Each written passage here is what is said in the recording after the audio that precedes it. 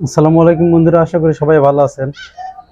তো আমি যে দুইটা আঙ্গুর গাছ রোপণ করেছিলাম, বাইকনুর এবং রিলায়েন্স, তো সেই দুইটা গাছের আপডেট আপনাদেরকে জানিয়ে দিব। এই যে দেখেন আমার গাছের অবস্থা। এই হলো বাই রিলায়েন্স। আমাদের একটু ভালো করে যদি দেখায়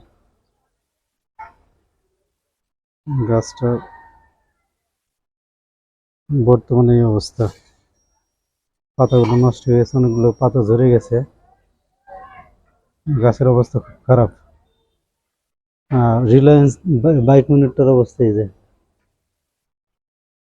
বাইকনুরের অবস্থা, গাছ পুরোপুরি মরে গেছে। এটা এরকম বড় টবে লাগিয়েছিলাম, তো মেহেদি ভাই বলেছেন যে এখান থেকে ছোট এরকম টবে শিফট করতে, পরে শিফট করে দিলাম। কিন্তু এরপর গাছের অবস্থা খারাপ, এটা সম্ভবত আর বাঁচবে না। আর এটা তো অবস্থা দেখতেছি না, এটা সম্ভবত হবে গাছটা, অবশেষে হতে পারে। এটা জানি না কি অবস্থা হবে শেষ পর্যন্ত, আসলে কি কারণে এটা হইতেছে জানি না। দেখি আবহাওয়ার কারণে না মাটির কারণে।